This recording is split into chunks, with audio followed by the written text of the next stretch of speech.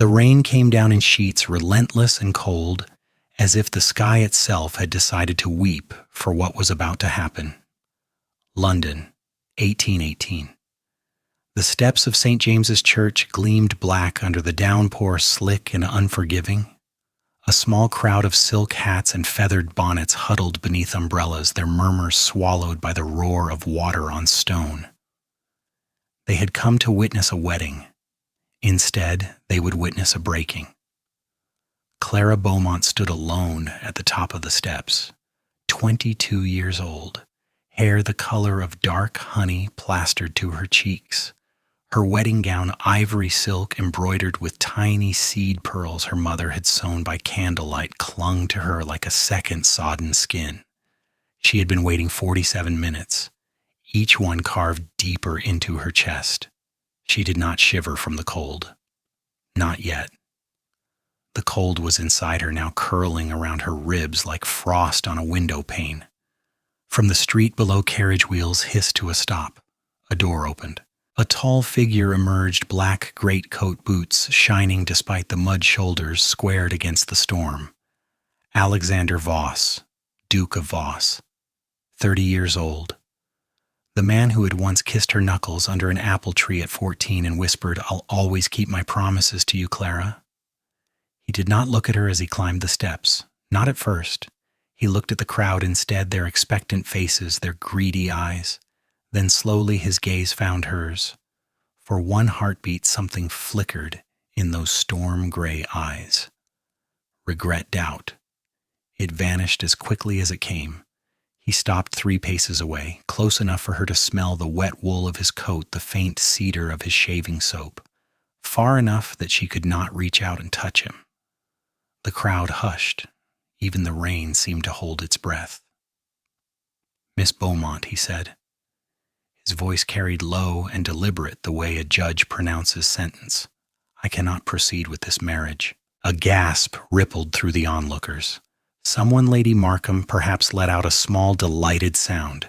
Clara felt the words strike her like a physical blow. Her lips parted, but no sound came. She had rehearsed every possible delay in her mind, a broken axle, a sudden illness, a message from the palace. She had never rehearsed this. Alexander continued, each word measured as though he had practiced them in front of a mirror. "Your father's name is tainted. The scandal of his accounts, the whispers in every drawing room, they follow you like smoke. I will not bring that shadow into my house. I will not bind the Voss name to a woman who has nothing left to offer but debt and disgrace, nothing left to offer." The phrase lodged in her throat like broken glass. She stared at him, at the man who had once carved their initials into the bark of that same apple tree, at the boy who had promised forever in a garden lit by lanterns. Now he stood before her in the rain, a stranger wearing the face she had loved. "You promised," she whispered. The words were so soft only he could hear them. "You promised me." For the briefest instant his jaw tightened, his hand flexed at his side as though he might reach for her, but he did not. "I am protecting what is mine," he said, "my duty, my line, my honor." The word tasted like iron in her mouth. Clara lifted her chin. Rain streamed down her face, mingling with the tears she refused to acknowledge. She would not let them see her break, not here, not now. "Then keep your honor, your grace," she said. Her voice trembled only once, then steadied, clear as bell metal. "But know this, you have broken something far more precious than your name." She turned, not toward the church doors, not toward the waiting carriage. She walked down the steps, past the gaping crowd, past the silk and feathers and judgmental eyes, her soaked gown trailing behind her like a fallen banner. Alexander did not call after her. He simply stood there, rain beating against his shoulders, watching the woman he had just cast aside disappear into the storm. Behind her, the whispers erupted like sparks on dry tinder. Poor creature. Utterly ruined. She'll never recover from this. Clara did not look back. She walked until the church was out of sight, until the roar of the rain drowned every voice but her own heartbeat. Then she stopped beneath the awning of a closed milliner's shop and pressed her palm to the cold glass. Inside her chest, something cracked open, not with sobs, but with a quiet, burning certainty. Never again. Never again would she wait for a man to decide her worth. Never again would she allow someone else's shame to become her own. Never again would she stand in the rain and beg to be seen. She lifted her face to the sky, let the water wash the last of the girl she had been down her cheeks. "I am enough," she whispered to the storm. The words were small, but they were hers. Somewhere in the city, a coach waited to carry her north to a crumbling estate in Yorkshire, to a younger sister who still believed in happy endings to a life no one expected her to survive. But Clara Beaumont had already begun to survive it.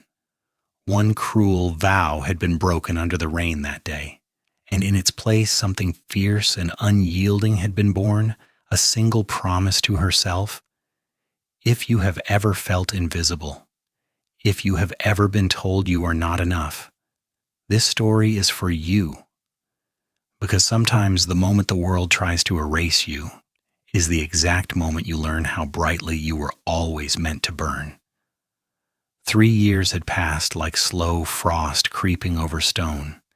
Yorkshire lay quiet under a late autumn sky, the kind of gray that made the moors look endless and empty. The Beaumont estate, once called Beaumont Hall, now simply the old place, stood at the edge of a valley, its stone walls patched with ivy, its windows staring out like tired eyes. Smoke rose thin from the chimneys. Inside, the air smelled of wood smoke, damp wool, and the faint sweetness of beeswax candles Clara still made herself. She moved through the mornings with careful steps. 25 now. Hair pulled back in a simple knot. A plain wool gown the color of slate. No lace, no silk. Only the faint scar of that long-ago rain still visible in the way she held her shoulders straight, unyielding, as though bracing for a blow that never quite landed. She had learned the land the way one learns a new language, slowly, painfully, word by word. She read law books by lamplight until her eyes burned. She walked the fields with the tenant farmers, listened to their worries about drainage ditches and sheep rot. She balanced ledgers that never quite balanced. Every shilling she saved went to the debts her father had left behind, not his fault, but the world's verdict had made them hers. And every evening when the house grew still, she sat with her sister, Lydia Beaumont. 16, all wide eyes and restless energy, curled on the rug before the fire, sketching wildflowers she'd gathered that day. She still believed in fairy tales. Clara envied her for it. "Do you ever think of him?" Lydia asked one night, pencil pausing mid-stroke. Clara's hand stilled on the page she was reading, a treatise on property rights, dry as dust. "Necessary. No," she said. The lie tasted familiar now, almost gentle. Lydia looked up. Her face was soft in the firelight. "You used to smile more, before." Clara closed the book. The sound was small, final.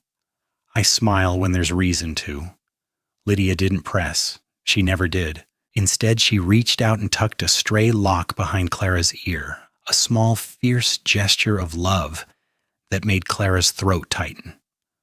Across the county line in the grander halls of Voss Park, Alexander Voss paced a library lined with leather and silence.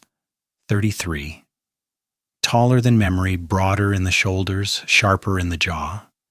The title fit him now like armor he could no longer remove. But the estate in Yorkshire, his mother's dowry land, had begun to bleed money like a wound that wouldn't close. Reports arrived, weekly tenants leaving fields, fallow rumors of a neighboring lord circling like a hawk he had come north to see for himself. The carriage rattled over the final mile of rutted road just as dusk bled into the valley. He stepped down, boots sinking into mud breath clouding the air. The house looked smaller than he remembered, older, almost forgotten. Mrs. Eleanor Thorne met him at the door. 60 if she was a day, silver hair, pinned, tight eyes sharp as a hawk's. She had served his mother. She had served the Beaumonts before that.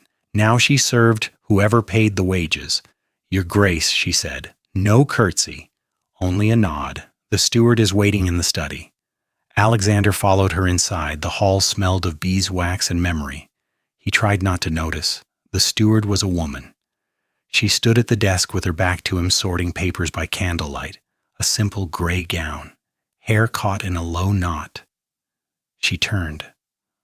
Time folded in on itself. Clara. Her face had changed, leaner, quieter, but the eyes were the same violet gray that had once looked at him like he held the stars. Now they looked at him like he was a stranger who had wandered into the wrong room. Alexander felt the floor tilt beneath him. You, he said. The word came out rougher than he intended. Clara did not flinch. She simply set the ledger down, very carefully. Your Grace. Her voice was calm. Cool. The way one addresses a guest who has overstayed. He took a step forward, then stopped, as though the air between them had thickened. You are... The steward. I manage the estate, she said, under the name Miss Ellis. It seemed wiser. Silence stretched, thin, sharp. Alexander's gaze flicked to the ledgers, to the neat rows of figures, to the small stack of letters tied with twine.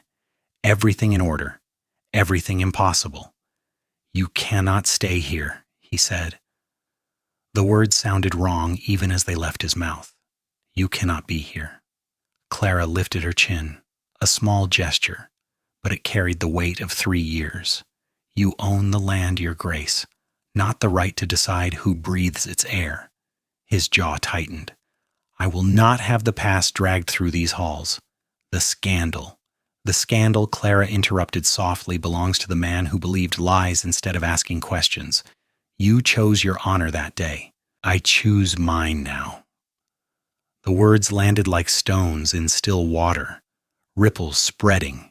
Alexander felt heat rise in his face, not anger, not quite, something older, something that tasted like shame. He remembered rain on church steps, a white gown turning gray, a whisper, you promised. He had not asked her then if the accusations were true. He had believed the whispers because they were convenient, because they protected the Voss name. Now the name felt heavy, too heavy. Mrs. Thorne appeared in the doorway holding a tray of tea. She looked from one to the other. Her voice was gentle but firm. Miss Beaumont has kept this place alive when no one else would. She's earned her place here, Your Grace. More than earned it. Alexander looked at the older woman, then back at Clara. Clara did not wait for his reply. She gathered the papers. If you'll excuse me, I have tenants to see in the morning. She walked past him, close enough that he caught the faint scent of lavender and ink, the same scent she had worn at 14. He did not stop her. When the door closed behind her, Mrs. Thorne set the tray down. She did not look at him with judgment, only quiet knowing. Don't let the past define the future, lad, she said. She never has. Alexander stood alone in the study. The fire crackled. The house breathed around him, and somewhere deep inside a small buried thing began to ache. The days blurred into a quiet rhythm of necessity. Morning light slanted through the tall windows of the study, catching dust motes that danced like reluctant ghosts. Alexander had stayed, not by invitation, by the sheer weight of what he found when he opened the first drawer, ledgers in neat rows, crop yields charted with precision, tenant complaints answered in Clara's careful hand. He could not walk away from evidence of competence he had never expected. They worked in the same room now, not side by side, never that close. He took the high-backed chair at the far end of the oak table. She sat nearer the fire where the warmth could reach the chill that never quite left her bones. Papers passed between them without words, a glance, a nod, silence that carried its own conversation. Clara felt his eyes on her sometimes when she bent over a column of figures, when she traced a map of the lower fields with one finger. She did not look up. She could not afford to. One afternoon the rain returned, softer this time, tapping against the glass like fingers asking permission to enter. She was sorting through a crate of old documents, things the previous steward had shoved into the attic years ago. Yellowed pages, faded ink. A ledger bound in cracked leather caught her eye. She opened it. The handwriting was not hers, not her father's. It belonged to a man long dead, Sir Reginald Crowe's private secretary. The entries were meticulous, dates, amounts, names. Her father's name appeared again and again, not as the accused, as the victim. Payments disguised as loans, false receipts planted in his office, a single line underlined twice, Voss will not interfere, family honor secured. Clara's hand trembled. The page blurred. She carried the ledger to the table where Alexander sat reading tenant petitions. She set it down between them, gently, as though it might shatter. He looked up. Read it, she said. He did. Line by line. His face changed slowly, color draining jaw, locking eyes, darkening with something that looked like physical pain. When he reached the underlined sentence, he closed the book. Very carefully. I knew, he said. The words came out hoarse, not the details, not all of it. But I knew Crowe had fabricated evidence against your father. I knew the charges were thin. I chose not to pursue it. Clara stood very still. Why, he met her gaze. For the first time in 3 years, he did not look away. Because my uncle was entangled with Crowe. A debt, a favor. If I exposed it, the Voss name would have been dragged through the same mud. I told myself it was temporary, that the truth would surface eventually. I told myself, family first. The room seemed to shrink around them. Clara felt something inside her crack, not break, not yet. But crack, you sacrificed my father's honor, she said slowly, to protect your own. You let him die disgraced. You let me stand in that rain and believe I was worthless. Because family came first. Alexander's hands clenched on the table, knuckles white. I was wrong, he said. The admission sounded torn from him. I have carried it every day since. Every time I saw your name in a report. Every time someone mentioned the Beaumont scandal. I carried it. Clara turned away. She pressed her palms to the windowsill, staring out at the rain-soaked fields. Her reflection stared back, pale, composed eyes bright with unshed tears. I used to dream of this moment, she whispered, of you admitting it. I thought it would feel like victory. She turned back to him. It doesn't. It feels like grief. Alexander rose slowly. He did not approach her. He simply stood there, hands at his sides, as though afraid any movement might shatter what remained. I cannot undo it, he said. I cannot bring your father back, but I can make this right, whatever it takes. Clara studied him. The arrogance was gone. In its place, a man who looked exhausted, haunted. Before she could answer, Mrs. Thorne appeared in the doorway. Her face was grave. Riders on the South Road, she said quietly, Crowe's men. They're asking questions about missing ledgers. And about you, Miss Clara? Clara felt the air change. A new kind of cold settled in her chest. Alexander stepped forward, instinct, protective. They won't touch her, he said. The words were low. Certain. Clara looked at him. Really looked. For the first time she saw not the Duke who had broken her heart, but the man who was beginning slowly, painfully to mend his own. She nodded once. Then we find out what they want, she said. And we end this. Outside the rain drummed harder. Inside something fragile shifted. Not forgiveness, not yet. But the first crack of light through a door long locked. The storm broke over Yorkshire like a judgment long delayed. Thunder rolled low across the moors, a growl that shook the window panes of the assembly hall in the village square. Rain lashed the slate roof in sheets. Inside, the air was thick with damp wool pipe smoke and the sharp scent of fear. Every landlord, tenant, farmer, and freeholder within 10 miles had come. They sat on hard benches, shoulders hunched, eyes darting between the two men who stood at the front like generals before a battle neither had chosen. Lord Reginald Crowe wore black velvet and a smile that did not reach his eyes. He held a sheaf of papers in one gloved hand, forged documents Clara knew the moment she saw them. Her supposed signature scrawled across receipts for stolen coal shipments. Receipts that would hang her if believed. Alexander stood beside her on the low platform, not touching, not yet, but close enough that she could feel the heat of him through the sodden wool of his coat. Crow's voice carried over the murmur of the crowd, smooth, confident. "Gentlemen, we are here to address a grave matter. Miss Beaumont, acting under an assumed name, has been siphoning coal from the Voss estate. These documents prove it. I propose we resolve this quietly. The Duke sells the lower fields to me at fair value, and the lady avoids the magistrate's bench." A ripple of unease moved through the room. Some men nodded. Others looked at Clara with pity, a few with suspicion. Crow turned to Alexander. "Your Grace, surely you see the wisdom in this? Protect your name. Protect your land. Let the past stay buried." Alexander's hands flexed at his sides. He stepped forward. The room fell silent. "I will not sell," he said. His voice was low, but it carried to every corner. "And I will not allow Miss Beaumont to be sacrificed for anyone's convenience." Crow's smile tightened. "Then you force my hand. The charges will be filed tomorrow. She will stand trial." Alexander looked at Clara. For one long heartbeat, their eyes met. She saw the storm in his gaze, not anger, but something deeper, something that looked like surrender. He turned back to the crowd. 3 years ago, he began, I stood on the steps of St. James's Church and broke a promise to this woman. I believed lies about her father. I knew deep down that the accusations were fabricated. I knew Reginald Crow had engineered them to seize Beaumont land, and I said nothing.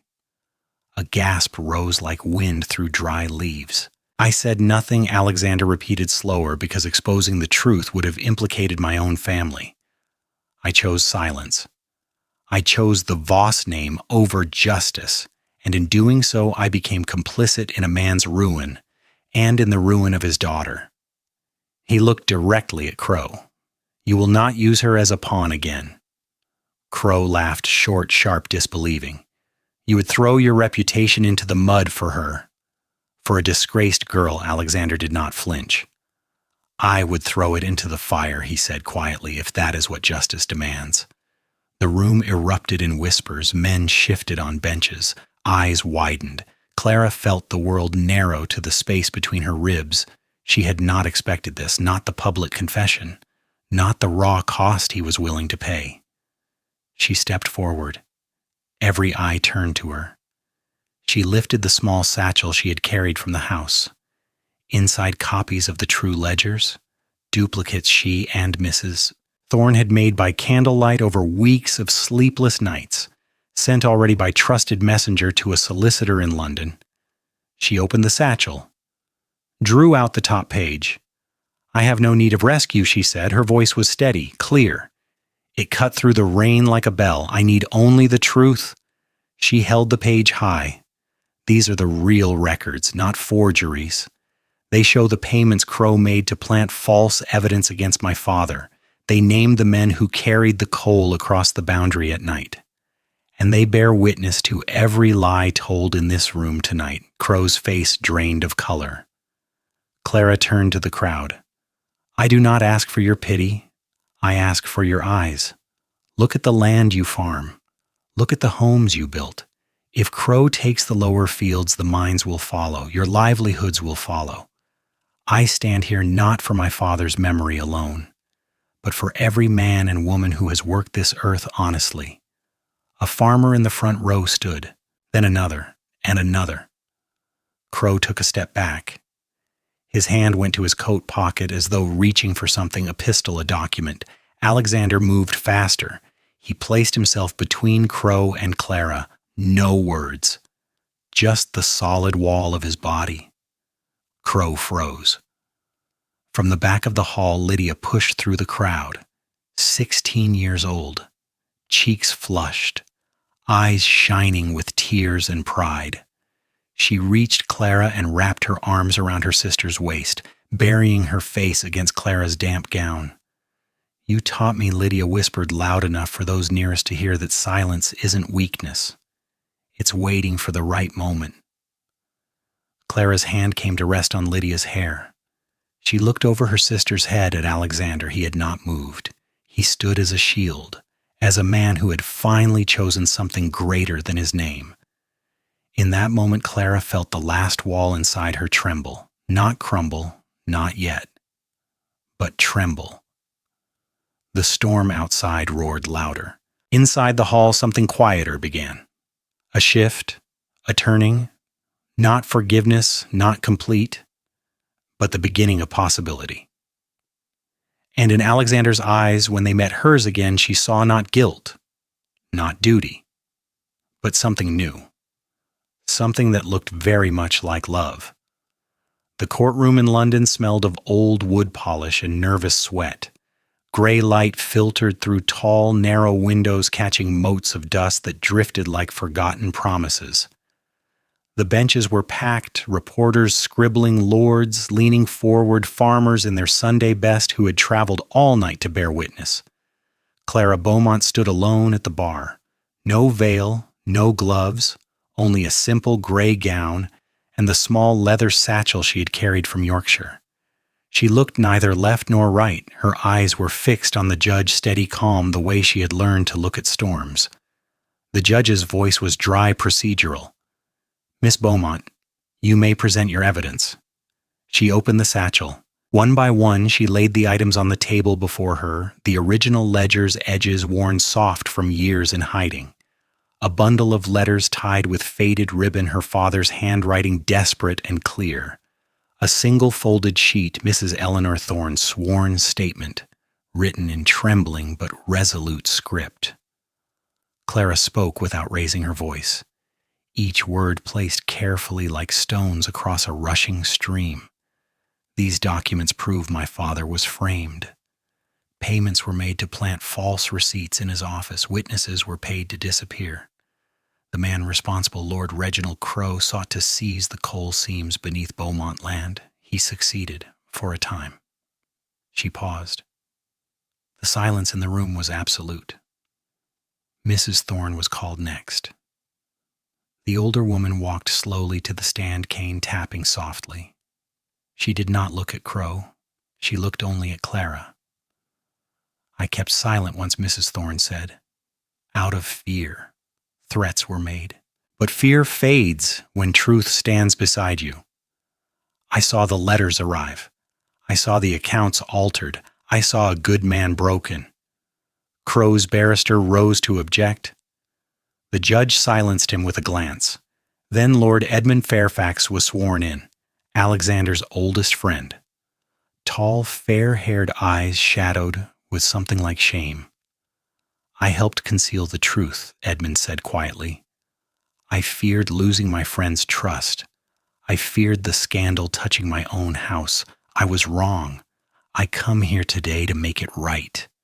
He looked at Alexander seated in the gallery. A small nod passed between them. Forgiveness asked, forgiveness given. The judge reviewed the papers. Minutes stretched into eternity. Then he spoke. "The evidence is overwhelming. Lord Reginald Crowe is found guilty of forgery, conspiracy, and fraud. He will serve 10 years in His Majesty's prison. The disputed lands are restored to the Voss estate. The name of Sir Henry Beaumont is cleared of all charges." A murmur rose through the courtroom. Some cheered, some wept. Crowe was led away in irons. He did not look back. Alexander rose from his seat. The crowd parted as he walked forward. He stopped before Clara. Then slowly he sank to one knee. The room held its breath. "Clara," he said. His voice cracked once, then steadied. "I broke my vow to you on those church steps because I was afraid of losing face, afraid of losing everything I thought defined me. I was wrong. Honor is not a name on a crest. It is standing beside the woman you love when the world would rather see her fall."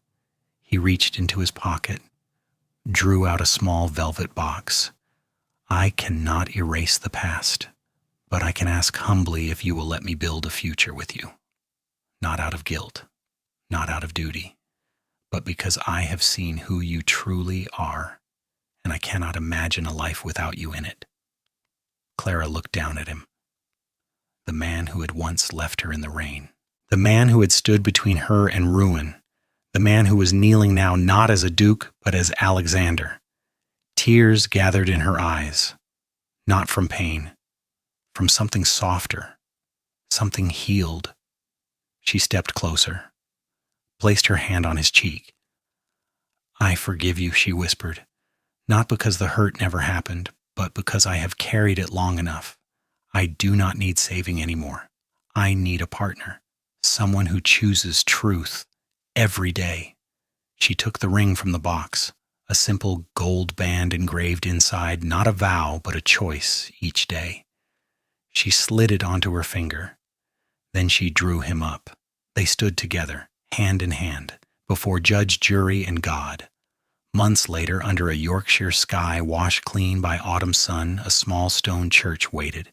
No grand procession, no silk or feathers, only the people who mattered. Lydia walked ahead, scattering late wildflowers from a basket. 16 and radiant. Mrs. Thorne stood at the door, eyes bright, smiling the way a mother smiles when her children come home. Lord Edmund waited inside, bestman, witness, friend redeemed. Clara wore ivory again. Simple, unadorned. But this time, the gown was hers alone, no borrowed lace, no borrowed hope. Alexander waited at the altar. When she reached him, he took both her hands. His thumbs brushed her knuckles, gentle, reverent. The vicar spoke the words. They answered. And when the final blessing fell, Alexander leaned close. "I choose you," he murmured against her temple, "today, tomorrow, every day after." They stepped out into golden light. The moors stretched wide and golden before them. Hand in hand, they walked the familiar path past the old apple tree, past the fields that had once nearly been lost. The wind carried the scent of earth and heather. Behind them, Lydia laughed. Mrs. Thorne wiped her eyes. Edmund clapped Alexander on the shoulder. Ahead lay nothing but open sky, and in that quiet moment Clara understood. A broken vow can shatter a heart. But sometimes if you are brave enough to stand in the wreckage, it becomes the beginning of something unbreakable. A promise remade, not in rain, but in sunlight. A choice, renewed, every single day. Finally, let me send my deep thanks to you. Thank you for listening and for allowing this story to speak to your heart. The Wild West still holds countless truths, some painful, some tender, all worth remembering. Stay with us, subscribe, comment, and invite others to discover these untamed stories from our hearts to yours. Thank you for being part of this journey. Aviso legal bar disclaimer: each story shared here is produced for storytelling enjoyment. Certain scenes may include fictional or dramatized elements inspired by historical circumstances. Although AI tools assist us in visuals, narration, and script development, the emotional tone, editing, and quality control are conducted by people to ensure meaningful experiences. We fully uphold YouTube's policies, using no deceptive recreations or impersonations of real individuals. All creative resources are properly licensed. Unauthorized copying, re-uploading, or remixing is not permitted. Thank you for supporting the effort behind every episode we create.